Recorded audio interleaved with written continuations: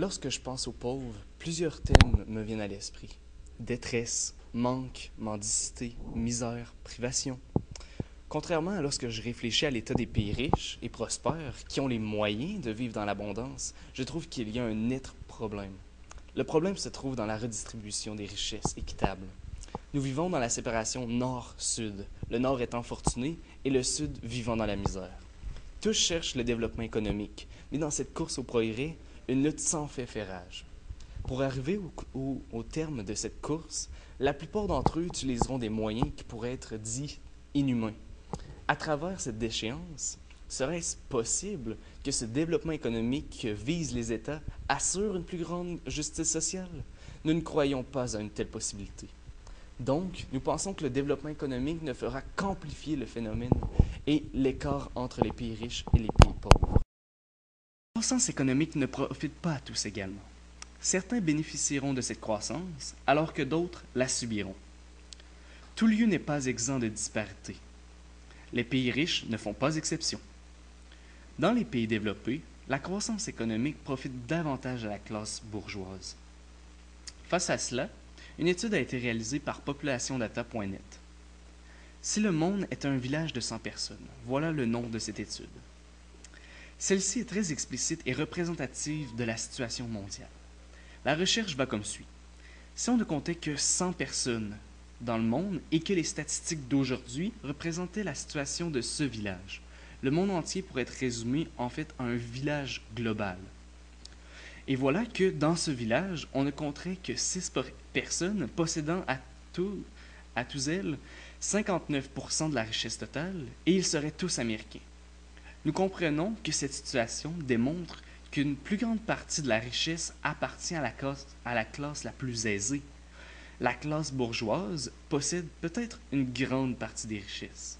Ceci dit, est-ce qu'il se pourrait que la classe moyenne s'en tire mal pour autant, ou contrairement, elle vivrait tout de même dans de bonnes conditions de vie?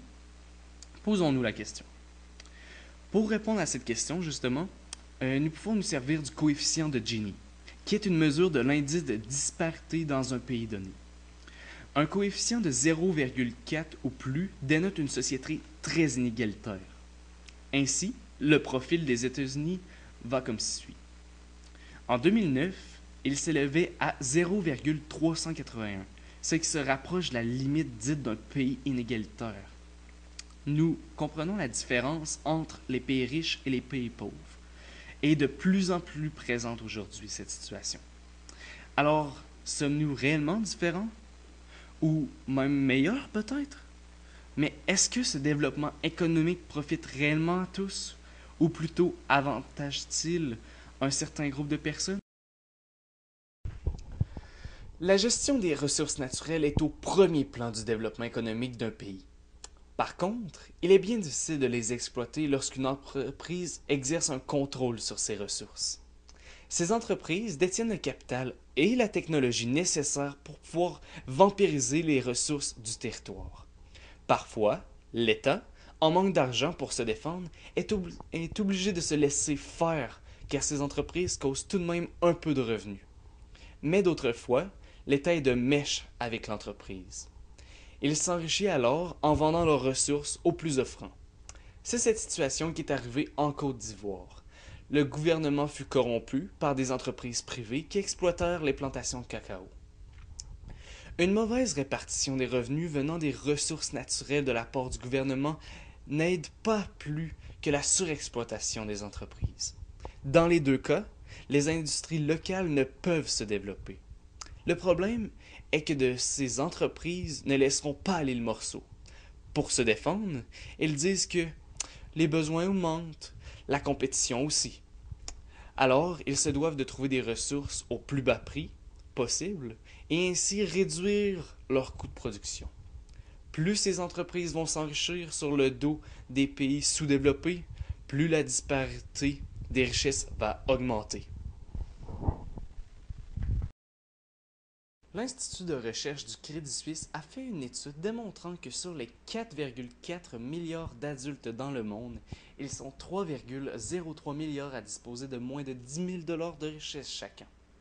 Ce qui revient à dire que 68,4% de la population du globe ne possède que 4,2% de sa richesse. La catégorie supérieure, qui comprend 1,4 milliard d'individus, dont leur richesse varie de 10 000 $ à 100 000 $, représente 23,5% de la population et détient 16,5% des richesses mondiales. Au-dessus, on retrouve 334 millions de personnes dont leur richesse va de 100 000 à 1 million de dollars. Elles possèdent 43,7% de la richesse mondiale, alors qu'elles ne représentent que 7,5% de la population. Enfin, la pointe de la pyramide comprend les 24,2 millions d'individus ou 0,5% de la population détenant plus d'1 million de richesses en dollars. À eux seuls, ils mobilisent 35,6% des richesses mondiales. Ainsi, nous pouvons remarquer que la richesse est vraiment mal dispersée. Par contre, il est sûr que certaines personnes y ont travaillé pour atteindre ce niveau, mais d'autres n'ont tout simplement pas la chance de l'atteindre. Par exemple, dans les pays en développement, leur pays connaîtra une croissance de leur activité économique grâce à la mondialisation.